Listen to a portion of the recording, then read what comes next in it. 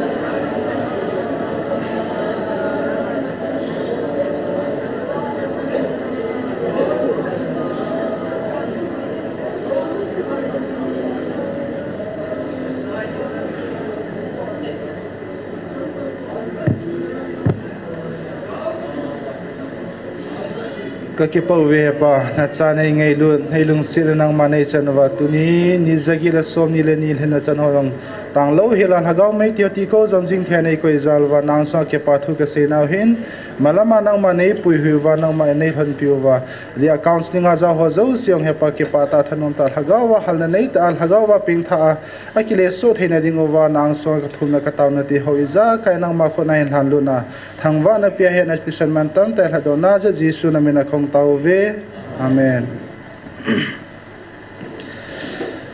Tun phat aban na chal kiritin pathin wa choila sadingin ama sapin anunga angai kim ama hinsa intin ama hinsa zo zo le nunga dai si man zo hinzo pe pe dinti tu na mani phat na piwiti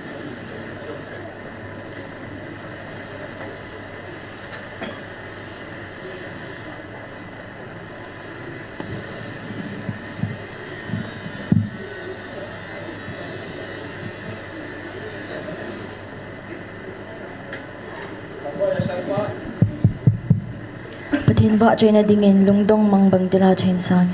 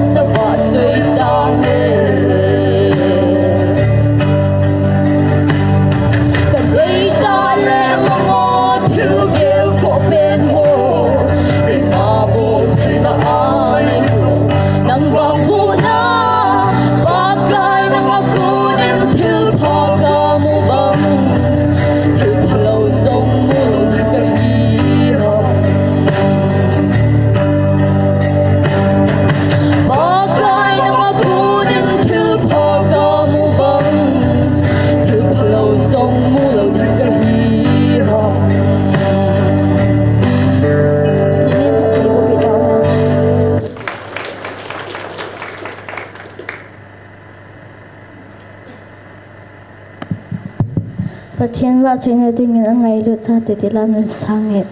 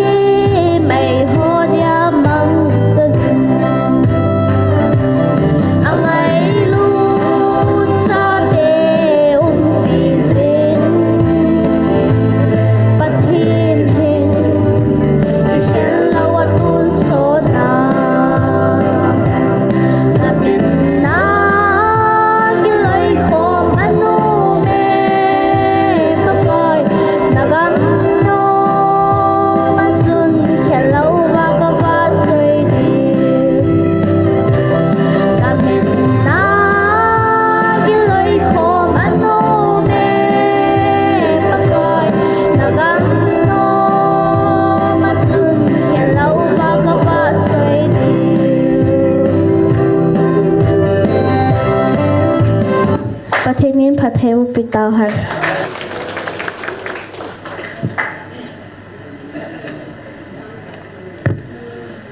Pathin wa chela ngai ta ta hin sa piu nunga ngai kim hin nunga dai si mani chunga ki pa thui sevin mani zalin pa pathin thangwa nei pi vin he tun phat aba na chal ki nuitin tunia tauna lam kai ding pai na phat hin kila ding hin tin aman phat hin la sunga hi aman phat hin ventin nunga wa si gmf dia hin ko de tan ti tuin tunia taunai lam kai pi dingo pastor thangmang ama phat na pi taw ti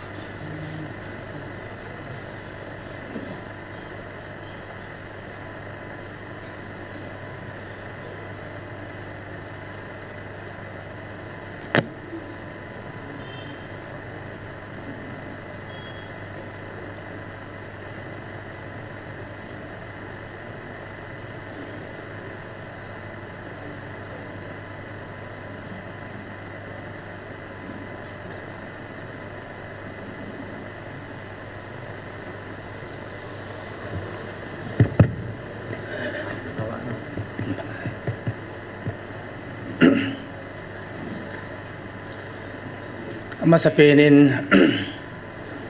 đâm này bị vài bao Pathin thằng vợ nằm hành lang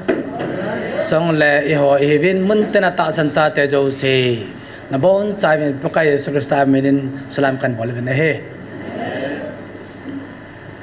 cái nó cũng mà cái vào ra cái chuyện nó cái nó phơi cái vấn này là transgender là cái hijab lo nó mấy hi ahin đi khát cái gì này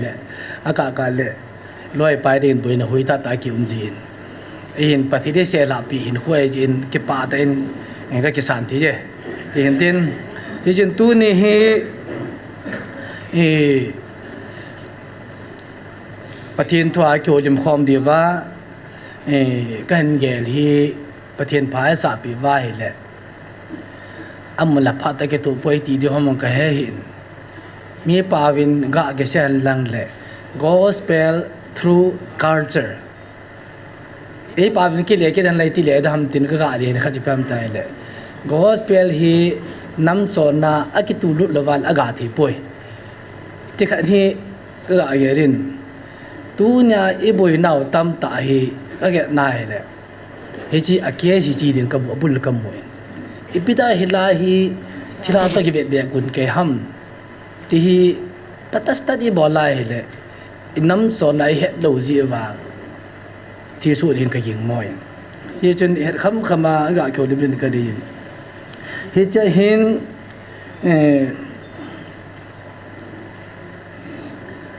cái mình hạ lô trên thì mà bằng Bible cái sim rất thay lô trên Bible sao nên xem anh cái tin Philippi bung khát sáng sớm này là sẽ hiện Philippi bung khát sáng sớm này là sẽ hiện cái mà này ngô và hong ngang hong mun hi zong leng cái pan tu phata sallama lung khat ta na pan khom wa lagao khana na din khom jingo kaza theina dim nanun na khat ko sa do lu chu Krista ke pan tu pa ta ke tu po hen na ke do pi teo masanga ki chalo hila na paru chun am ho dinga man thana a hi dol a pat che sa nang ho dinga huing na hi amu sa ding hi che hi pathena hung kon hi Krista zal amata san mai hilawa ama dinga zong na thu gim pi di wa chan ki pi na hi ve ya chu masanga thu ge ma gal ka sa chu namu vin tun jong na za vi na hi pathene thu pathe bo pi van lang nào và xin awan tiai la kiun tiai la pathian wa chai la kha sa pi phan lang sa chai pi chai teo la jin pathian nga la jana pathian nga tu chan ga ya dam na pi jengu helai man in pui jengu pathian tha wa utin chong le mun ten online na pang jing ho de jong wang bon da thum pi wi tin hiute ju hin tin iting chale adang cho e ma min pha de chan min pha utin dam na e pia lai min e lu jeng pathian tha wa utin chule tu ni chan ga pathian nga taw na ni lip lawa e man sa jong pathian tha wa utin mun chom choma wa noi kol kim vela online na pa ho jo che di jong pathian nga taw na man pi te ju hin tin na win pathian wa cha la khan sa pi win ting chal ban chiu te pathian fa chuine dingin pathina ki ngai sing in sung thi hin sangya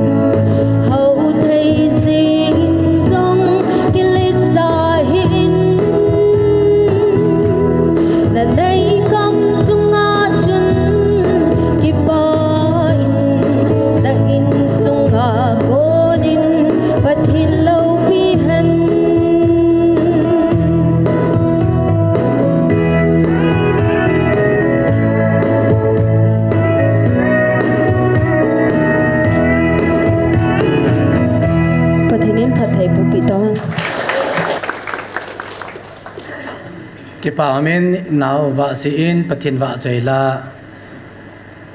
Christian song khan in pathin an ya le jwa ko na ke pa the ding pathin va chaila ngai ta sa pi win ke pa amen ko sei bangin tu ni topping hi ke sei ding au gi be se mai tin tin la kalung thima ka gel gel jing cheng cheng thil dang Salman dang sei ding ka ti le kalung a jengin sei ti yang kai pu a hin va ka tu gil pin hi e pathin hi amugil I piham ti hi ke do thele ti hi ka de hin ก็เดียกติจูไม่ดังเห็ดโลกินเห็ดตุ่มกติดังไอ้ดีปุ่นยังเห็นตัวไม่ดังหอนอะไรยูทูบดังอาดัมนูมหอนวัชกรุบอาดัมนูมหอนเฮลว่าปฏิโนหอยเทลชนนะ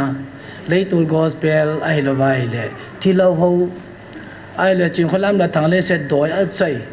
กำตีนเขาไอ้หูสิจีบินจะก็แก่ได้เลยอีหัวเดียวถูกหาป่วยอาเสียสิ่งเสียตาที่หัวนี่มูจินเอาไว้ไอ้ละหัวตาขาอีมูจินดูยาไอ้ที่ตะบังเชื่อส่วนกันหมดอามุนายหงเวหลังละเก็บปาเดียวไปเห็นอันละอามุนอาพัดจิตโลแล้วจะตะบังอาเฮอีปัทเทโนอีตะบังเฮปิดาตุนาทีสู้เฮสู้ฮัมติกะอาเวลายเลยปัทเทนตุกอสเปลเฮน้ำการจะเลยน้ำจอนาไปกิตูลุดโลกิตูลุดจะน้ำจอนาก็ไอ้กิสาลุเทโลจะว่าฮีตะบุยจึงเหตุกับมูไอ้กิมุดานกันหลังไอ้กิหลังนี่นะยาจะ gospel through culture กิติฮีวานุเลเสดาหุยนะกิปานุตุปาฮี culture ละหุลุนะวานาก็นะหุมอเลนละไอปูน culture ละหุลุนะเอพิติหุลุนฮัมใจเลยวันประเทศนินอิดันอาลุสาอโหบงไอินซุงไอละว่าอิดันอาลุสามิหิมเตอามาตุขันซาฮูดอกเดดิงาฮีวานาก็นะหุมกุมลาปุย human culture a generation asang ahung chi nonga hi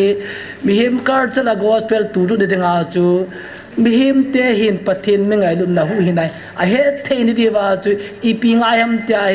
a he thei de wa tu sim tam ta no a tu sa de na bola a sek tu sim bola tu sim tam tan bola a zo ne kha hi biha Israel te dan thon ni sa dasaratam taan bola ejima ko na kanang magpuilo na to sim taum taan bo zo nung sanga zo bliyong nun sa to le lodun ko ani sa to sa mi ne khatum so kaya Jesus ko sa banu ya hong pe ni to sima to an pui pa zo ne kya Jesus ko sa relation and so le relation and so ki ti chu bana ku la hong kum la awang sa asawa hipun tong le amata banang kumtha jang hipui human generation human culture aman ai ji dinga chu padelin phara chu Mary le Joseph ko ma ke kila nang ni sunga ai le wale Mary sunga ai je mesa ke de pa chung pi ni he da hong pi ngai ya chu van pathin cha pa Jesu Christa chang kha se cha hin sola chu mi ma au pin pha na chu mi ba hi phat ti dinga chu juda te kar cha la hong lu na juda te na ma an lu sa juda te hi ding bal cha na chu phung gu ki chi sa na David phung gu ya prophesied ane se thêm cao kam ane se pla ke to cha na chu David phung gu ya hong pi nga David phung gu ya ko na chu mihim judan mi hite phat chei de ga amin no Jesu na sa de he ta se masam ka se tai me tam ta Jesu ki ti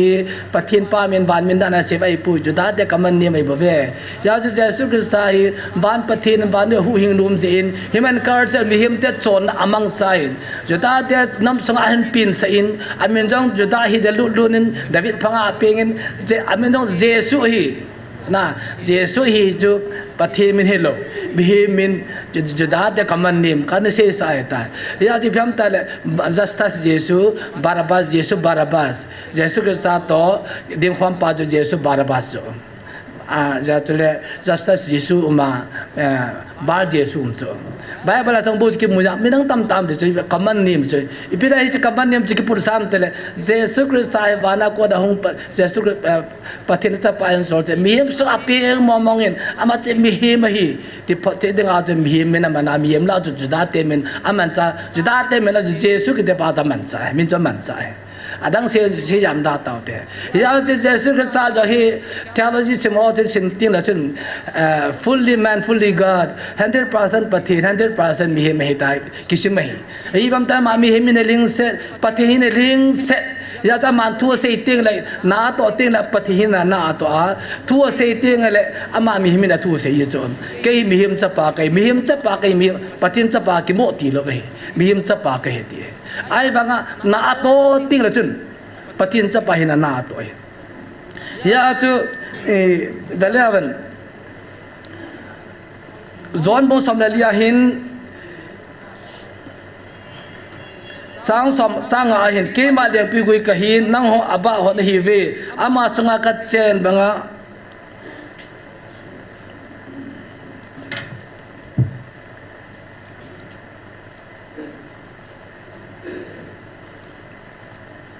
kamin hak ta ka bu ya ta ka te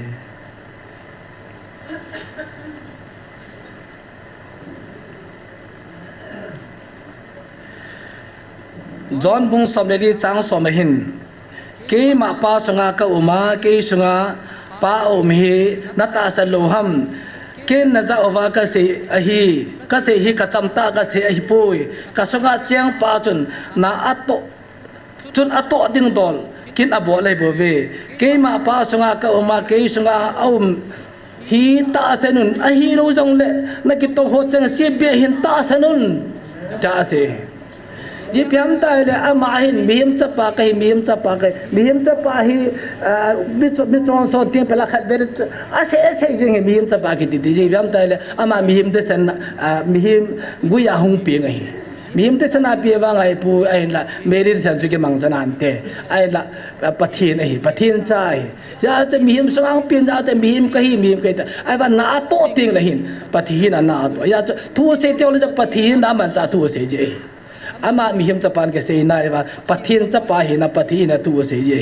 ya chike ma ka chama tu ka sei pu ka songa cheng pa pathin na to hi kati hi ibrani ta san loham ke ma ne musin wa ne ta san lo na ki tong thil ki bo loi be ta san tong vem ti cho ipida se ham tel mi thi kai thu ko ma cham kan u cho hi be nam jo sudam cho lang pe da sudam te me ki jo le mi thi kai thu koi wam lo cho hui na tu se ja ban patien tu se ja ai le Israel te tiem po ho tiem ga hon kum jase ki biji jase ki sang ma sang la pe a tiem ga ka ma me sa hu pi di hi amao che to po ta se o zo sa hi ne jo se a se yo shi cha ma da to do cho na a para to do ke cho pat ke cha ju hi cho ji be hin ta san dong abana John tu ba nai le John tim ga pang ma sana John ma sana jo Jesus Christ thu sei sei John a John ba sung kula het tau ama la po the ta lo a ti dong ke ta mai tin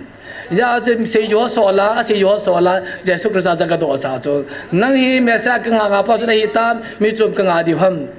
pa ka chun pya do banam he nge ka hi tai me sa jo ka hi tai ati pui na ke tong tikal bo ho hiนั่นมีตาหน้าหอยเจ็บแล้วก็สี่ปีตายเป็นร้อนจงมีจอดคุ้มมาตายมีที่ไก่ทุกข์ดำมันตายกระจงอาลงอับกันในนี้เราจะหนุนมาหินปะเทียนทางวันนั้นยาจะเยซูคริสต์หินอามาปะเทียนคนหิดาป้าจูอากามาสีเลี้ยให้ปุยอันนั้นตัวจนเบี้ยดินดิจงอันนั้นตัวแบบซาบิโอจะอาศัยกอบเองเฮ็ดตะปังอาเฮตัวปะเทียนตัวเฮ็ดมัวเฮียเป้าฮีทิลดังเจียฮิปุยกับนายเลยอิน้ำจอนาวเฮ็ดขันลูอิน้ำจอนาวสงไอตัวเฮเกี่ยวสอนอาปนาจุกเสียจีอิปุยปาเต้นทิลาหูปุยปะเทียนหูเวและตัวเฮปะเทียนตัวอินุสูสุดว่าเลยกูคิดแต่เฮมันเสียอากิสูรุขัดลุ่มไหมจงไอ้ละตัวจอเธอพูดมันเสียตัวสิรูปีจงกูคิดแต่ตรงนี้กูคิดว่าจะเตะที่ทำตรงนี้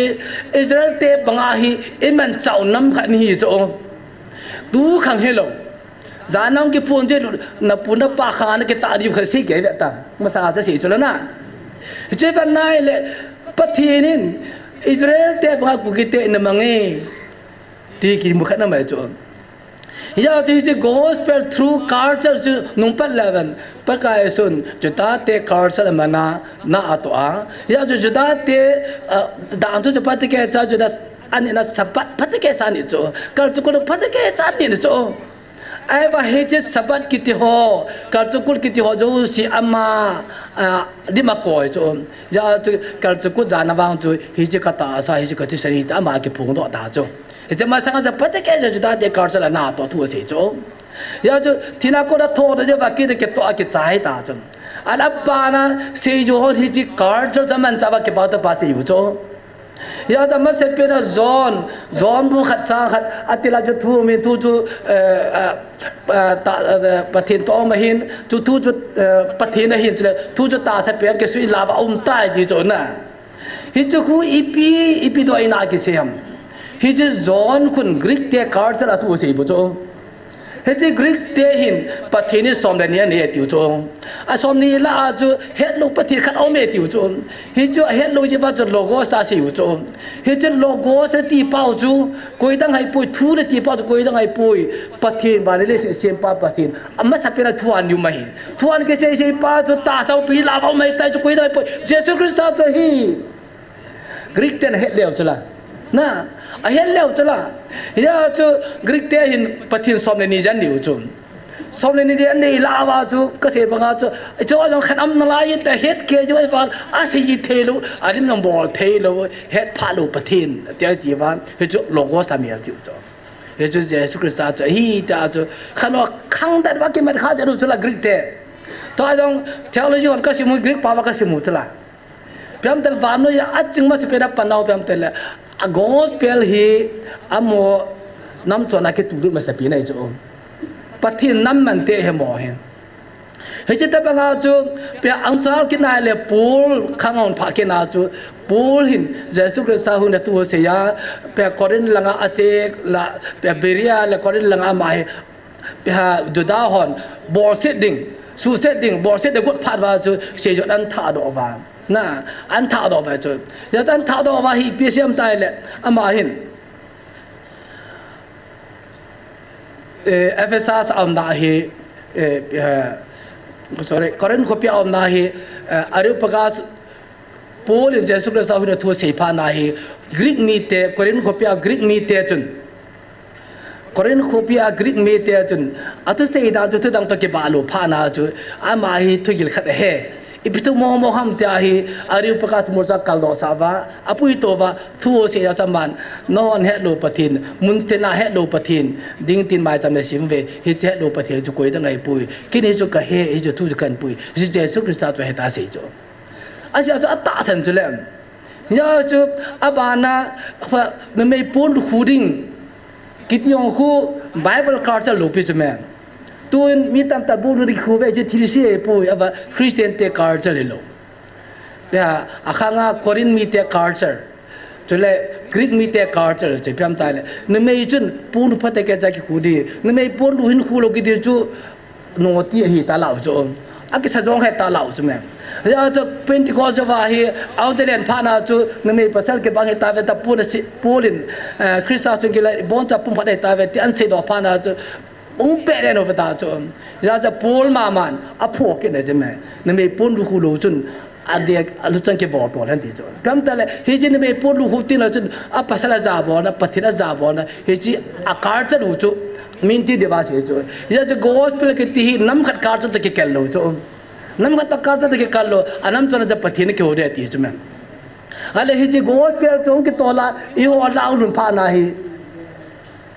เฮจุยตะโลจู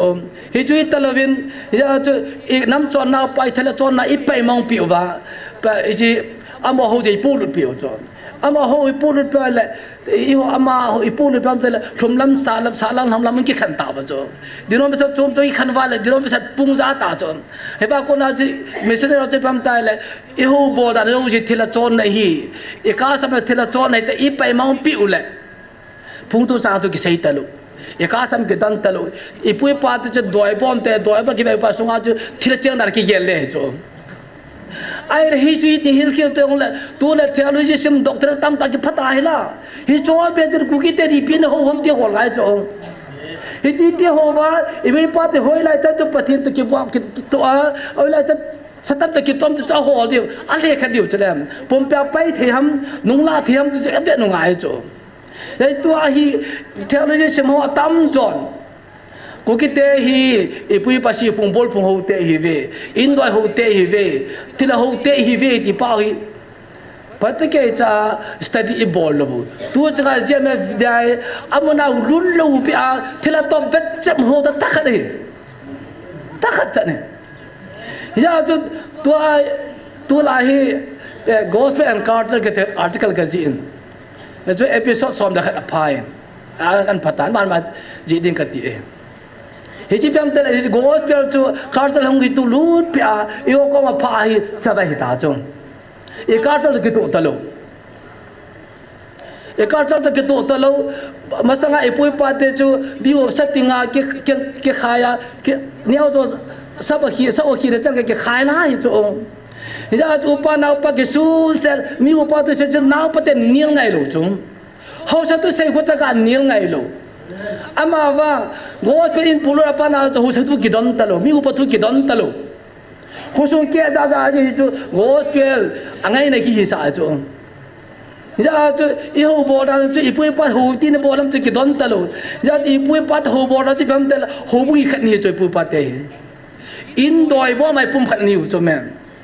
chu sat tinga ki khai khom ki khan lo be ho san kho ke be tu chalai ta british tan ga lai bol ba chi ho da sa na sa lo chu na upaten tun cha sat pa tu sia ho ki bu sen khat chan ni lo be chu te sing pa lon pi pa song pi pa khat chan ni lo chu lem lai dang pa hiya chu abul pi tu je khat cha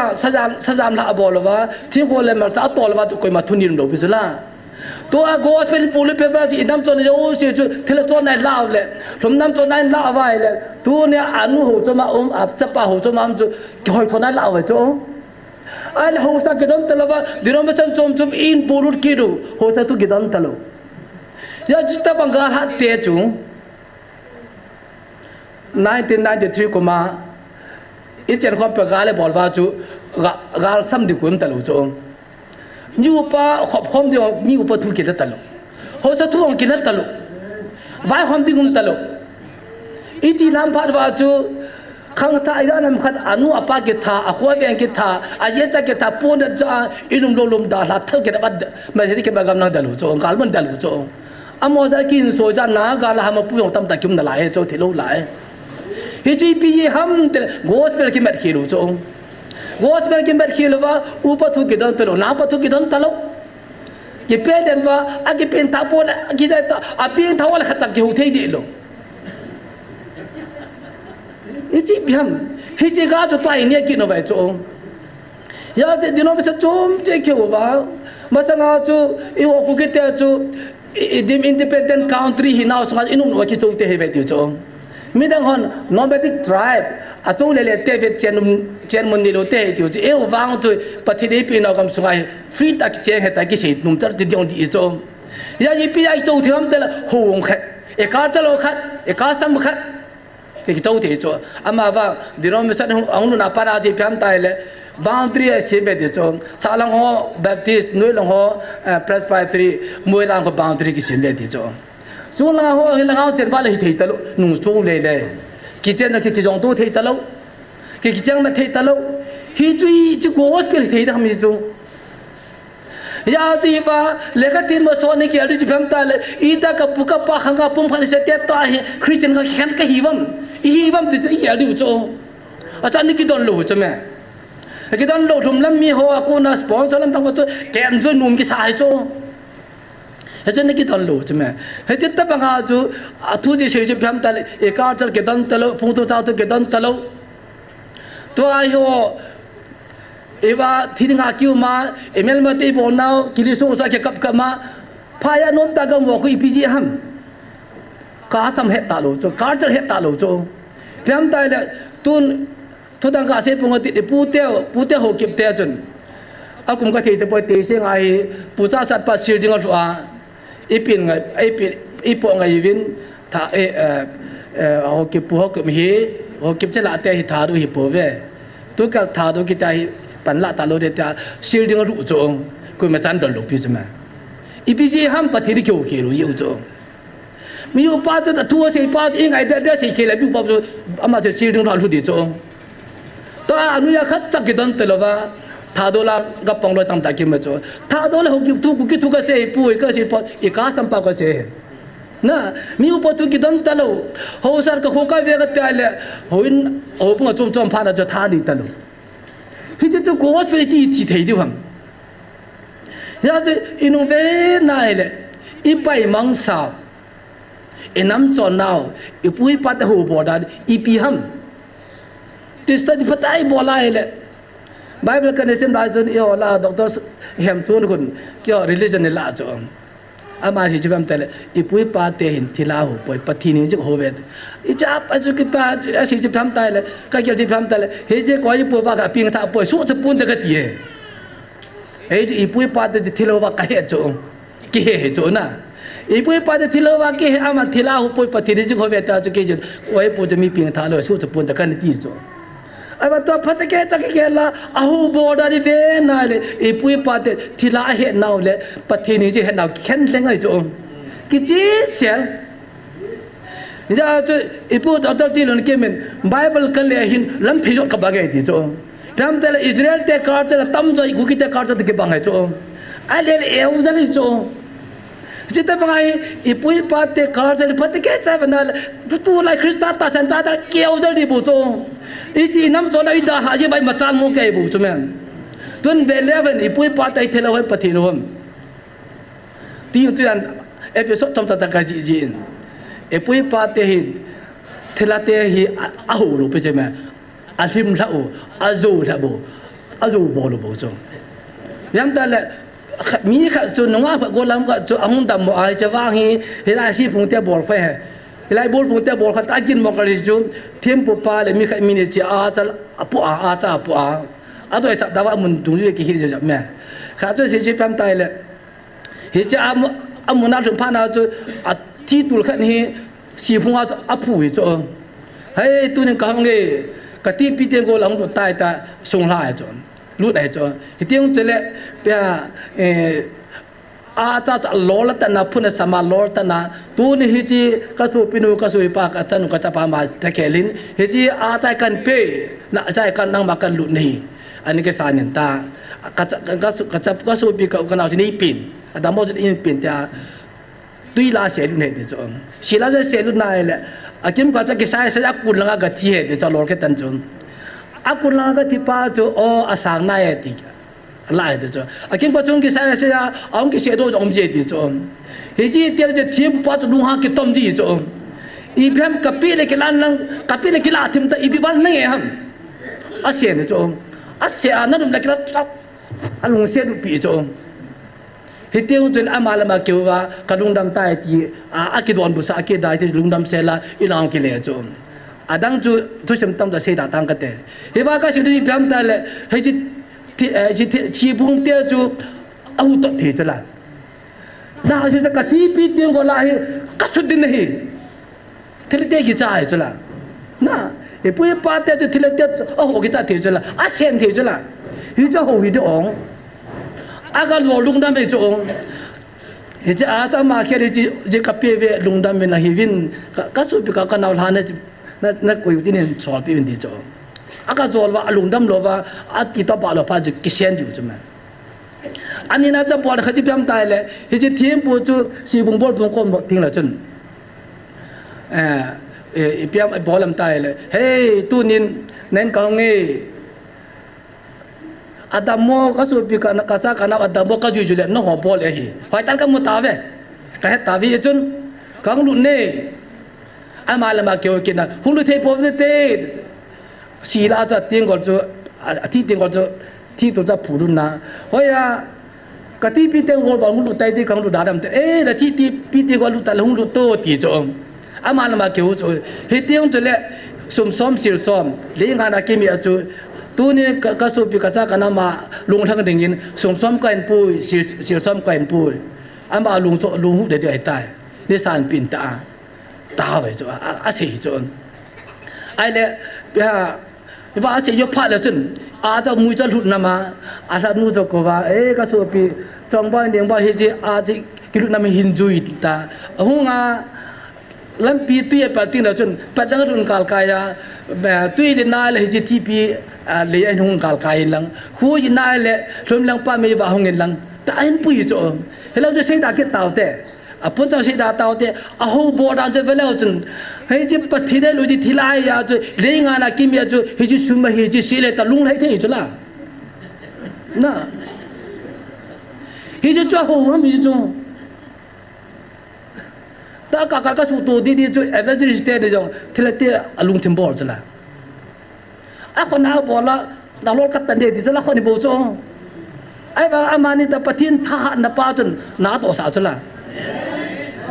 ko ko na me aka ha te mi pui na me aka ha le te thile te ki cha chula ipiya ki cha ham pathin tha na jala chuma ki cha chula ya je thile te mi himu yang bu chuma a ki hu pui ya chu ivet kin na hele e pui pa ten a kang tha ham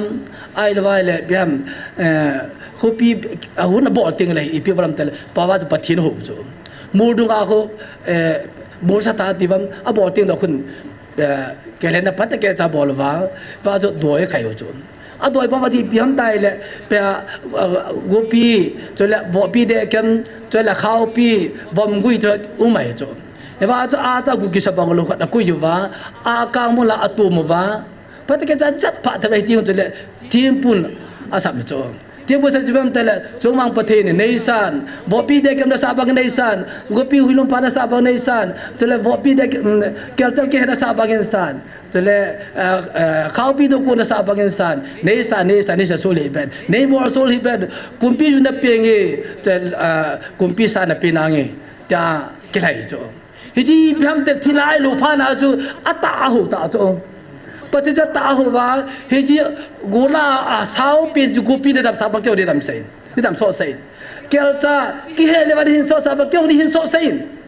heji si bung bol pa ke bol ta lu pi cho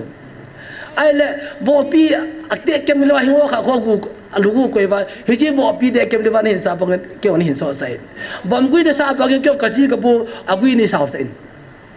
hejo chale thing toi no pa na sa bang nei san heji thing na thing oi pi thing toi ju di de bang kyong da phe ni pin ti chala chale he sinun pha na sa bang nei san thing la ata pe da lo pe he de sitting i cho heji bang ni hin so chedi dam so san ti na he cho pati da til si mo zo se za koi khoma he so pati de bang kyong pati de bon ti jo pati de hu chala ki chi sel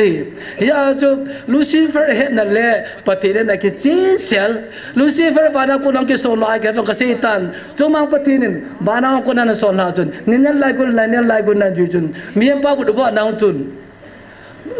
no me cha so gin nang ayin no me ting pu gin nang ayin pasal ting tu gin nang ayin tu ni cha pai chunu kom nang nu ta ni je tu ni hin ama lung lai dingin a cha jikan poi ta a cha tha cha ba ke lai na si ma ai cha a cha le da chu al ha mol vai kha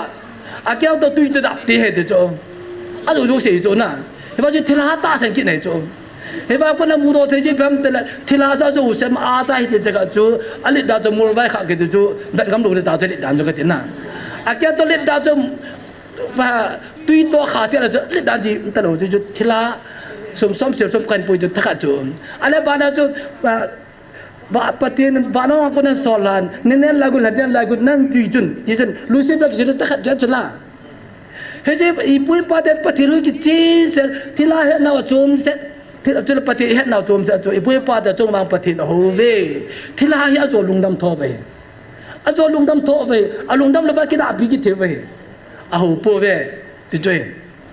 ya ipida tu na ji ka se do dum ham dai le tu da theology chi mo hi ni chi inam to na ji ki sibdi cho inam to na hi chan ke chu pathin tu ta ke to a cha pathin tu ke to lo ham tu study ka body te gospel ba ka tu lu di chala ya je gospel a chom bai po lu ba rom na mi ti ho to na ke fa no ba inam to na pai pha na chu gospel alim so ngom bang ta lu ta he I o ka ma lu gospel lu pi chu me ule na ke khan na khole ven ke khan na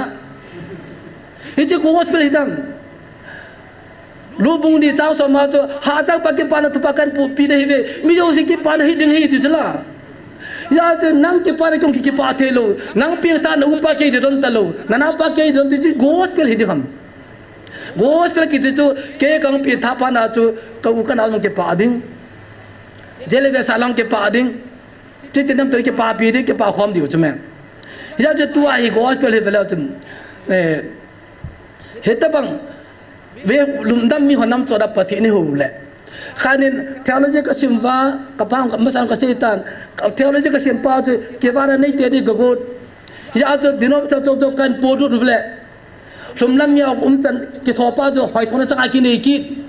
Tuai ki chindan ruchi pham ta la tu ni ban ke bela imino hi Elizabeth ke sa loy Michael ke sa loy tam ta kyum peta kati. hi chi chu go pel hi sa hi chong ta jang hi pon nam ta ji pam tai le whatsapp ve leo chun ta te ho center service a hung lo ring amin phau ta ta ko emi ya kha jaw ki lo cho abula Elizabeth ham Margaret ham Roban ham aba Robert thang ko sei ki di ham na na ji cho hi ji gospel a ki he hi ju bo cho Bible bini ke aki sala chun ban ngam ki ra ke gel ai lawal English te min iga ki sala cha khang to da ki gel isu chan naw chme na cha te min na nang ma na English te kon la bai min am dai ke su chang ke su ke de ke ngai cho koi ma san koi nang ma su chang nai cho gospel ne ki la ki gospel hin nam every culture he promote the ball cho nam cho da he promote adopt sa hi chme ya ji nam cho da wa pai du ji phan tai le zu pai di cho adang pai di lo ya cho tu ne missionary hon SAP dio ai da tu la theology hon SAP di phan tai le I pui pa te in pathin ho ve ai wang I head do lo interpret the ball pi do mai cho I biham tai le boy bob cho ji biham pa te study ball pi ngai cho study board pi ai la chun missionary hodin ai le missionary je pha da chi tai tu ne theology chim hon doctor ta theology chim hon tu na I tu I cha te inu I pa te unana to I pui pa te karsala kona pathin tu pe sei ni wa he I pi bol de ham masang ai pui pa te do inung la ngai cho inung la ba hi ji do ai bob so ji pui pa te pi bolam tai le a ka ngau me bom kui pha ki to do che chole dam the na hi tai ai ba sunga thu mu gil ji pham tai le a ka kha da tha wa a ka ta hun min de wa pom ba hun min de wa da thi pun an de a hi te on to le a gu ki sapang lo hela hi je doi bom sunga abang sin khu bai la wa ko fa so ta koi hu to na gu ki sapola koi ju wa te on to le pe ha a ka mu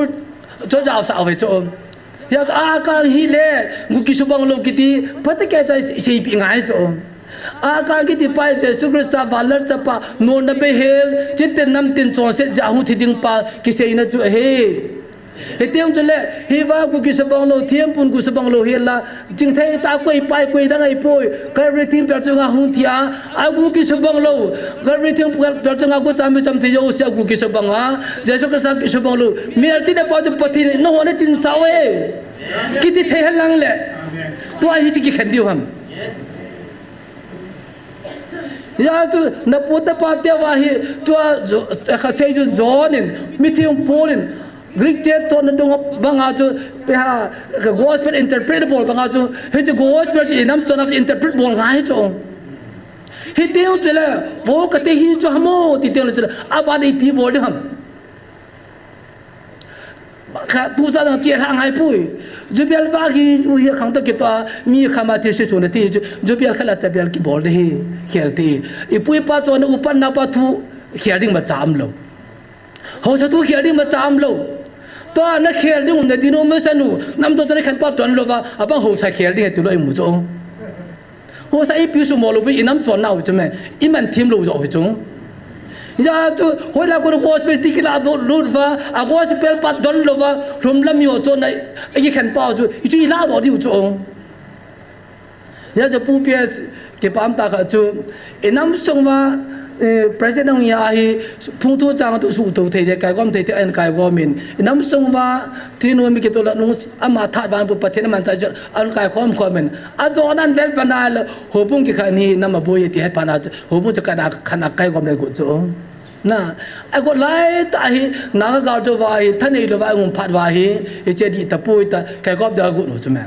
chela hi ke bible la ka de sim la ta ya phat pi ka ni jao ji cho gu ga hi he ba to se u cho ka pa dai le he ba doctor tin ke min he ji ho bu hi gop ding ai pui ho bu hi kha de hi ti pai ho do di jo he ti cho a to hoi kha ho bu hi gop de he chela ta ju he jo pu pia se to pu jo ha be se do kha bo do lo jo lo ling pu de jo pam ta le ai ki khat nau pa hi sim tu ya I bo ki di pa sim tu ki di cho ya jo lo ling pu te ne ti bi je me ya ji ho lo di pam te le rum lam mi ho cho na pa I koi do va le I pi vam tu ki chen ta ve ta wo to ai pe ta to ai koi vam to ai I ne yo sin da la I va u pa da ku vam hoi ko hi vam I ji ประเทศอัพูดจะสัตว์พูดจะโจมกิจจีจงอีบอนจ้าว่าผู้ละเจ้าโจมจีจงเลยคริสต์สุกิระปุ่มขัดหินเอาจีจงยาจีปุยป้าตัวจะแบบว่าเลยตัวนายอินโดยผมเด็ดที่เป้าฮีจีเซนายจีสินุนพานิติฮอไอ้เราเวลาเขาพิจารณาคนที่ชอบเสียไบเบิลตะกี้นั่นมาจ้าอุ้มปุยฮีจงจะน่ะฮีจีอาจจะนับวันเอาไปเยซูคริสต์เลยมาฮีจุดที่เราที่เราเขียนได้คำปุยนัวฮีอินโดยโฮเทลจูคริสต์โฮเทลนี่เลยกิสายแต่ที่พิจารณาน้อยมาสังอาจูอินโดยโฮเทลได้เป็นตัวกูคิดว่าจูคริสต์ได้ตาเวทีเลยยาจูโอเตสมันจูนิวเตสมันเขียนบังอาจูอีโอเตสมันโดยบอมปาจูเยซูคริสต์ครอสเขียนกิสายเลยตาจูคริสต์นี่เลยกิสายเลยตาจูคริสต์ฮีเดปอยดอนพิลว่าอาจอมจะมีปูนพิลอีบุยท่าใช่ไหมตัวเองเฮ้ยจะตับบังอาฮีอิน้ำจอนน่าตัวจังกัดเทลเลยสิมอจอยอิน้ำสุงวาฮีอีพิทูมันอิน้ำจอนพิทูมันตีอะไรครับจะเชื่อได้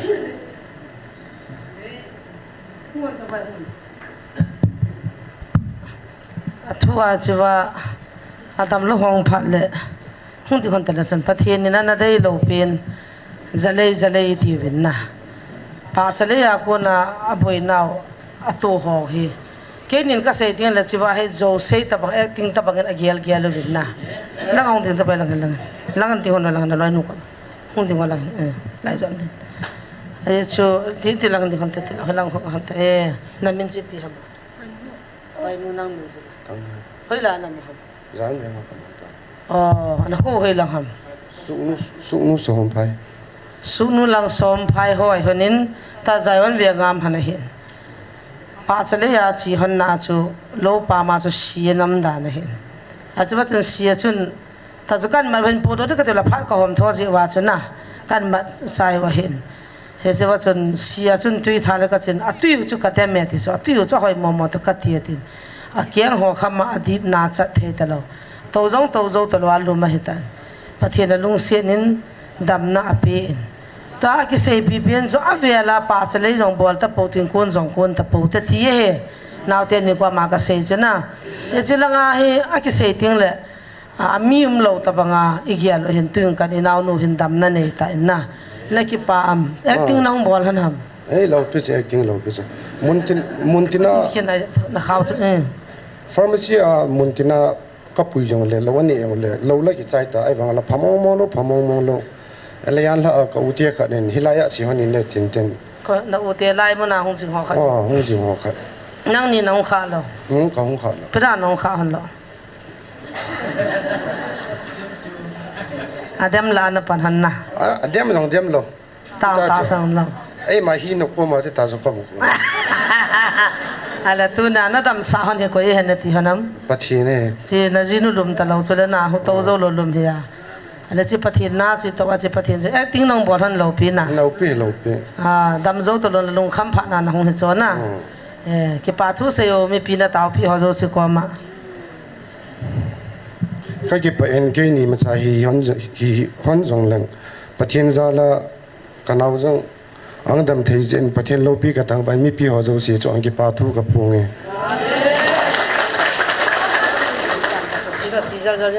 ใครจงไงตลอดเห็นรู้ไม่เห็นนะ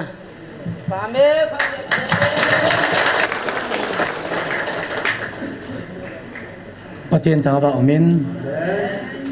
อีกการจะเลยว่าจันเกย์กังหลุดหลอนจะทิ้งดังไงล่ะวะเฮอาทิลี่เห็นจิลิกิบุลพวกเราคนนักกีฬาเกี่ยมองอดันกันนี่เปล่าเฮจะข้อตากันเนี่ยจะเป็นอาจูตัวเนี่ยอาจงเฮ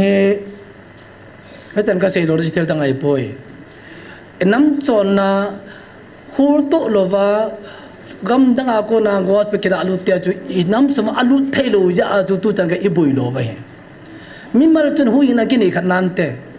เพียงท่านนักนี่นันเตอิสระแต่ได้กาดอเทเลพัชจุมเทโลเว้ยจีพิมพ์เตลอิน้ำจอนาบะอิปุตุลุตกาบะสุโลดึงยาจูตุนแอฟริกาเตจน Jesus is black เตอังกฤษเตจนอโปลิปินาวดานคุหอยจงแอฟริกาเตคุยพิชามตายเลยมิชชันนี่เราอังกฤษยุโรปมีหัวอ้อยหมอจู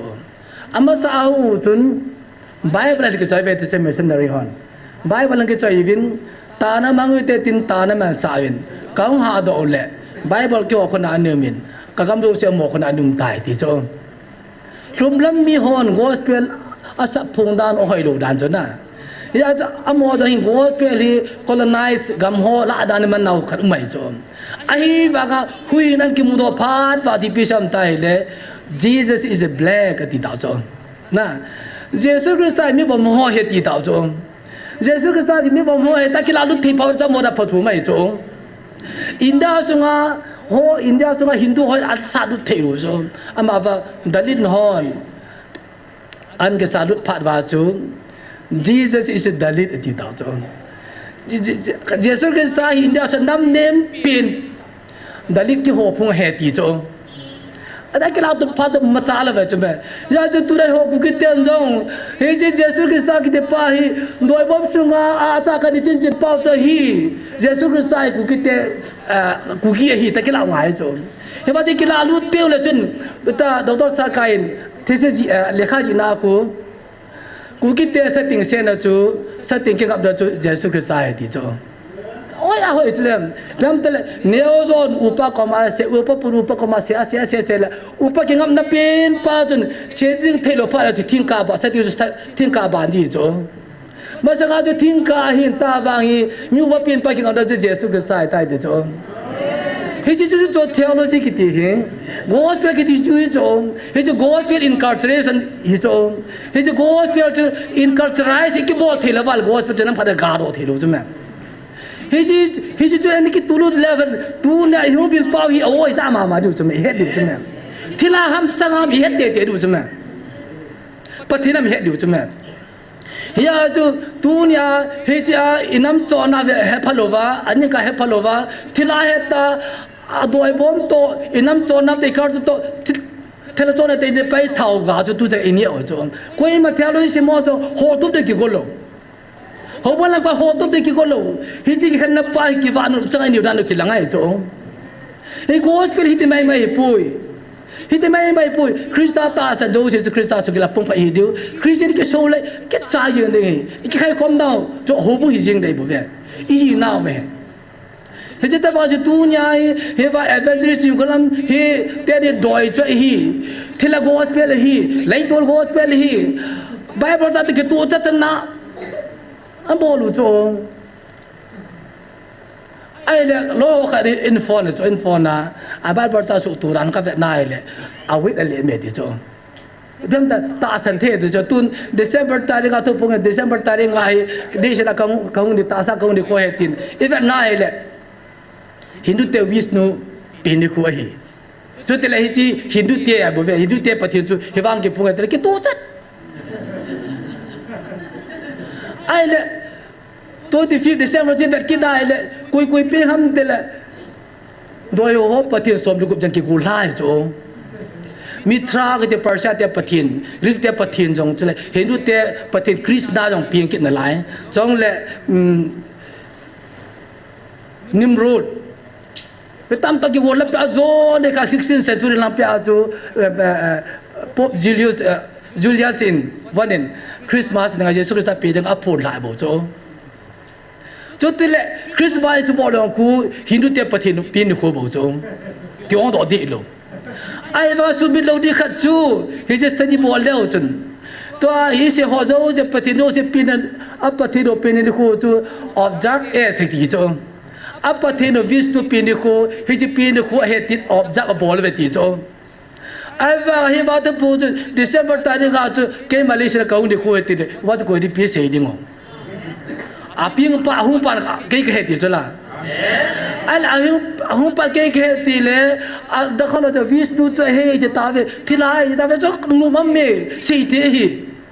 ai wa nga su me de kha chu hela hum ki phung pa na pa the no la to na chu no pin na to pa ka hi ti pa the de hi da phoche di koi ham te le approve bol la confirm bol ko ham te adam ho he adam ho ta jai mai pa the di ti proof ni cho pi ham tai le i pui pa te jo si bol pho ki cha lo pi chu la amo chun chomang pathin huwa tu abanga hi Jesus Christ ko na pin thano ne lo piu chme chomang pathin cha huwa thila te chu ngol bor te lungtim bor te ta ka no pi jing chala tu na jong hi pathin jo ho hi wa adam ho lấy tôi gospel thì họ ai là vậy là thì leng pa thì họ chúng ta khó bố cái thì lo him à ta hết là chân tu này ai bắt thiên thả xuống à hung đi ngu bố bé xin thu bún thì là chú bà sao có khó mà xóm bị vál tai thì cho ai bố hung về lăng hung bắt trên về lăng ang cái phần pa là con nó phần cáo này cái phần về lăng cul về lăng thật họ bỏ lên câu bị thế hi chỉ vào cho bọn ngắm bùi về nghe thì cho khi chun he vào tu phong nghe bắt thì để tập rút ta cho nó thì là hai hung cầm tiêu cho là ala tu nya avia la dem de bible nu cha nu hol mo tu hi he vào tu phong nghe thì là ai bộ ba mo ko bắt thì na ku na chi na nei bộ le an du le ba chang xiao la zo di bo cho ya chang xiao zo di ti ba hung ke pulu thì là ai bộ ba le nhớ cho việc là nuôi lên mà đây tổ và aju luôn cầm đồ bảo hin amo mà hin bảo tổ bông bắt thiên hát chúng nuôi cho hết đã bụng bò luôn chứ ai cho bắt thiên chứ hối hiểu lệ anh đã lụt điều cho mình amo là gì bắp tê phải lại lấy tổ gos phải bị con chó đó mà tiệt phải phải lấy tổ gos phải bị con chó đó mà tiệt thì bị hóa ta cho tự bị hâm nhớ cho bắt cái số gì cho là cái số ngao bắt thiên nát tuổi thì bây giờ ta sẽ thiên nó nó chỉ tungไปta sẽ tung về ai vào hàng cái pujo chính của làm đam sa mi chứ muốn tới hiện đam sa ta đâu thôi chứ nhớ cho số đấy thì lo pa na cho à cho xin cái phone là na direct số bên tàu bị là bắt thiên cái thôi chứ là ví dụ sát đây thì thấy được ये जो तो नहीं हिलाए एवरेज उनता मुते जो पते उनता मुते खो पोई अमा वा मी दम तिंगा अमा सा फजो बोरो ngai चो अमा सा फजो बोरो ngai चला या जो तू ना दम आई दम ले टिप जे मी खत कि दम माले कि टिम जे जे बु चो या जो मी जिंगिन मी दम लो पि चमे no mi ting mi dam lo pe chme mi asanga ting jo omba ke pa pia asanga ha bozon le agitopia mi ching mi dam lo pe chma ya chu mi ching mi kha chu hi mona ma da chi da ga ho pi de chu ai poi lai na bol hi poi no wi thilai bo vi na bol thilai bo vi ati pi de ta na me pi da asu khan di chala ya chu tu nya eva evangelist ni join doi choi tam ta akuwa na ja ji so me na agi khan pi sa chu na hoi ji chu thil bol ham thila ham tu la hi wa ge phogin map na pathin la tu na chu no pe na tu pa chu kahi nam piu ka tun tu dik to ka ta ha lo de ta ki ti ma he chune ala si ki tim pa chun ki mo tip tim ham to ai pia au min galam poi pia je ti ngo the he tai ama va gal ke chai na hi pia ja ke chai he poi na thalgin ke chai pia ja ke chai poi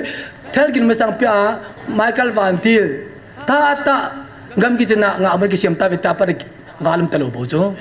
patin ta ba na man hi ji patin agitem na Israel te mosi ko man sei pia chola na ki agitem na pe lo hi ji na patin sumi hi inta an sei pia chma hi ji patin ma ma chen ku ki tel Israel te hi parallel ta ba in pu cho ai ga sel chen continuation he ta ti lo ma continue da kya tu jab lo Israel te pu da ba ba in pu chma in pu yiwa to a hi ba nai le Jesus Christ amma ta da tir bol ke dang o emu sao cho emu sa va ai chil ha te ne meeting polo man cha na to ba evangelist te na man cha na to na sa de tam ta hela hi choi thila ko dai le a bo cho cái bo ta mo dem he ba la ga bu ho jong hi da nam kha ti hin tam sa le chun he ba te no lu mo emu rom di cho chla ke pa di chme al amma ni jo thil chom hadan pulun na hipun iji ministry au to iji nam pi do hung ke tia na pathin dal tu na chung no pe na kum to pa to ke ang ti pha da cho mane che di hello hi je pathin ham thila ham pa so hung ve la hung pa che de da khata ke ku ro jo lo chala a tu ti la hi pai pathin le yo jo ai koi se pa bo yi bam ngia la nga ye cho hi ya tu ilahin koi ma dong bang sei lo pi chme pedang ali Bible cha aja ja de man chau ham bidal helai Bible cha hoi ki tu hoi lai Bible cha te ki tu omam te ne tiwam Bible cha ba ki tu so kai bo ve ai de pa ki sim sai sa ta bo chung Bible la no le ma le ki thu ngai lo pi chme hiti chu hin tin ule naw te ho pathini puina ki dangin ade da ipui pa te khanga pana e patheri innam pi oi puina he ki dangin ako ta ka chu theology simhon inam cho now e culture pa interpret the ball pa hi gospel isonga itulu thile pa thil kho pi na he inam cho na gospel ke tulu de he teu tule ke hi etaba ka pin tha banga apa ke lo ba pai pe ka chu hi jeng he na pa ta ka chang ke lo pe je pai pe ka ti hi jeng he je pai pe hi na jo pathin ka kyu ve ya ji se po de si pyam ta je so ka thu se ti jong la ama ako na mi hona ki mun ro ding poli na je ba Bible sim do ako na chui pyam ta le he ji Christa jar ka thu kim no ako no ki hil ta vel ki jora he ji ta ba he pathina ko na e ki hil du jme jesu Christa ko na ki hil du jme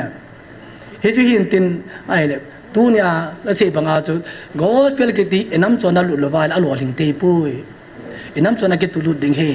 tura jesu Christa huina ne ke santa le na unu na upa na ja de he na nu na pa na ja de na u sa na ja ding he tura na men jo na puna pa na simpi na nu na pa na simpi na pi na puna simpi pa la ti chan ke men ding ka ho nga ne ke san do he te men da to cho he lin he ji men da to ne ke cho han da pa chun ke le ke pathin ke hu di lo kai bo ve pathin ka mu na di pu te ke po ji ne tua na mâu hòn kêu ai sa ta na cha pion chu da te pi min chu ba ke sa langa chu men ke sa the pa jen ke hi ka jine wanga ka te bi do kai bo ve ani na ka jine wanga hi pathin ka hi mu pu la ye he je pro mo je me je ta nam la lu de bo je lim na ki nei tamo he ta ba hin tin pathin tu hi gospel ya thira tu tong te ba lo ama va nam tu ra te ki kal lo ai ma nam cho le ta pathini ke odio tin ai ni cho ja e tu nya he chan ga pathin lo pe nei mu sa ta wa hi ji ke na pa ji i tu cha ke o cho i tu cha ke ba ke top top la kai la pa we po de na mai cha me ya he chan ga pathin aba hama si pu de du khat uma abang ngong koi de du ham abang pa the ma i cha chan ga dam na ki mu de he chan ki dam dam da la ki ti chu namang cha hui koi ham namang cha kam tin ke ho lo ngai cha me he ba hoi thila ko na bol he telo pathina ko jin bol ta ko ji hilong ji ki yu ta ta he jo je bol phe lo he ta ba ye chun mi thil ba bol chunga thil pa ki bola ke wang pa in mi thil se bol chunga thil pa ki bol la ke wang pa in mi thil ba bol chunga thil se ki bol wang e thil kho ta he se yu som le ni ho la a ki loi ya wa a so na se yu som la khan hon thil pa ki bol wa som la khat pa Judasin Jesu Christa bol thil se ki bol da ati pia ta sa laga wa da mun chon nga pa ta bangai mi thil ba bol chunga in thil se ki bo ha ki ti ta sa yang wa sin ta laga wa sin ta hi thil ba bol jong ba le thil phan lam hilin ama sa pha jo bolin na bol thil le tip chanu men pateni se do kham khamu atu pate bu pi vintin lam kai pan chu man ban ki tol thing ki tol len tin ta na khan mang ka te ong engai lova ka de ba long che da dem pathin ka ki pa ya pakai tu ni ki ti pha nei pi wa pakai ka ni het pha lo tu na nang avela ni hu pi wa ngam tam tal ke do nai lo ka pu ka pa te pa na na bang ke pung pe a ba no hu hing de dinga Jesu Christa nan so de ka nam mi te ka pu ka pa te ne de chin sa long chu a se chi pi di hum ta lo wa pakai do la ka ba ka ne pai tha wa tan pakai ni ngai da mun tu nin pakai he cha tabang ma chu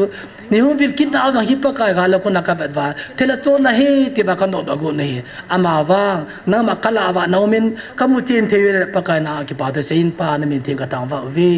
pakai ka ngai chim the pu bin ka mu chim the pu bin na tu ka ja chim the pu ve pakai lo che ta pa thein la tu ni a pakai agilo pa te la ka ta sa ne pakai ana ku lo chi pya a me na su chana mu the lo cha the lo hi ka pona vi pakai nangin hut khadana ta se la te jong pakai tu na ta san sa te hon kami ka sa ye ka ngai ye pakai phat phat nen pi kina nen pudut pi na ka tam na la ye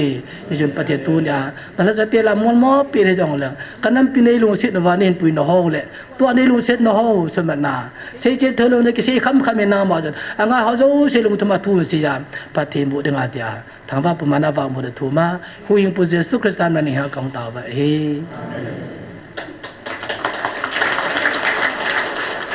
ta nang na ita da na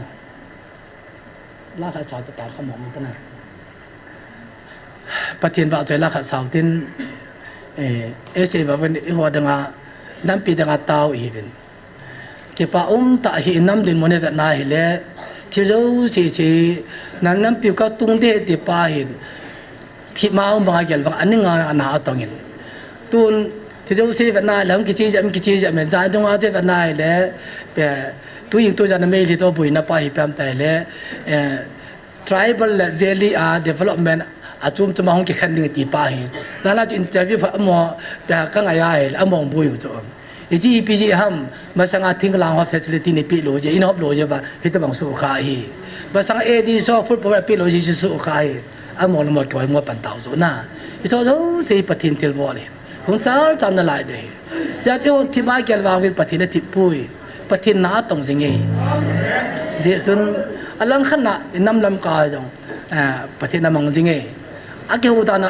bắt thiên mà ăn bùi gì nghe, giờ chun ấy bùi chung bắt thiên thang vào thế, giờ chung chỗ nè, mi mu dengan ai nè kita bang, giờ bùi bia xong tao nè tụi chung hồ thế, trong lệ, giờ vào là chất hồ xong, bốn cha bên ông evangelist này hin, rồi khúc robot này hin nek robot hin cho lệ và cho dấu sự ta đã gel độ gì ngồi tin yêu đang cái tàu cọp gì ngồi tin năm pi đang tàu nằm ngồi tin cho lệ Burma cái mà ulan nào cho tàu nằm ngồi tin thế à chạy này kiến mang tăng cái thế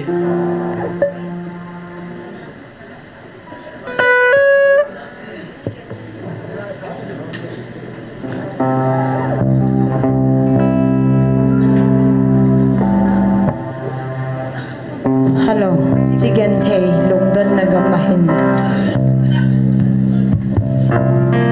Chicken thầy lùng đơn biết hiệp của mình cả ngại.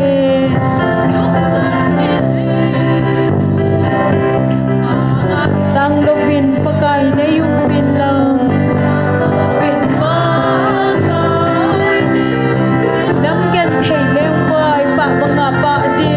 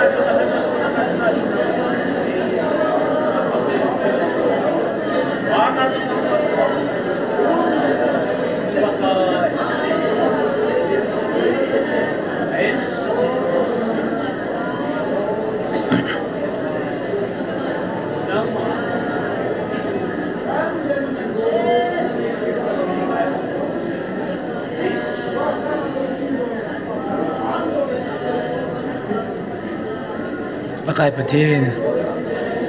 kaki pakai pakai bani pun nak kau mahivi nak pakai nangin van la tu na chunong penatu pa tu kahi natiin chong le asim sa te ngai lu a biljinga umpi jeng kahe natiin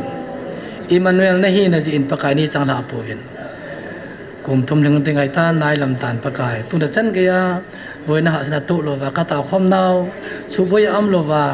ke pa thano ma kata khom jing the pa nanga ku ne jen pa ne men ting kata vai nei na ke tem na khat chang tu na a pelam lo jen pa he jing pa thi he ti ka mu jen pa ne men ting kata wa vi tu chan ga hela mun da mu ame pakai na kata kadat mo po vi jun le ya nong le la ong chu da hu ku ta tu he gil ta jon da ma pa ngai vi pakai hela tu ne ta san ta da ni than khao hi a ta san ho zal pa nang ka thang wa vin hi pa no se tem pati tu ne a kanam piu kat nanam piu ka tung do ta ka da la ru na ti banga pakai le lu sen no hoi lu pi e pakai no se te pathin hi cha da naman cha ho na mi pa hen la cha ti ho hin pakai khat che na man chang la lo wa na din pi jang ma din pi ni ha ka ta ho ni hi na cha ti naman cha kanam so wa thela sanga na por gan the adam the te lo doctor jan dam the lo tam ta na su dam ta jin pakai na cha ti ne jal pa na min thing ka thang vai na hi kanam so wa helai mun dama e ba dam lo chong tam ta amin chong le helai mun long lo tam tam na lai pakai na cha ti ni ha da dam na pi lang to le he ba ke mo happy dam na pi lang mi cho alba cha na kong chat mo laka bol ho lu si tam tan adam pi the ringin pakai ma cha jam ni ha kaung ta vi ni pakai hi ba kum le helai mun ki dam no to la dan ka ger jin la nangman na pan ti te nanga sa pakai nangman nei nga jing ta na ban ti te e la mun wa e nga ta jin pa ne min ting ka thang ve ni pakai tu ni khan ta jang ka te he ba khom na cha ti hen lang mun te na ba noi kul kim vela ole na po ho zo si tu le tu so je yin ni yum pi ja ta vin tia huing pu ja so kristan na ni ha kaung ta ve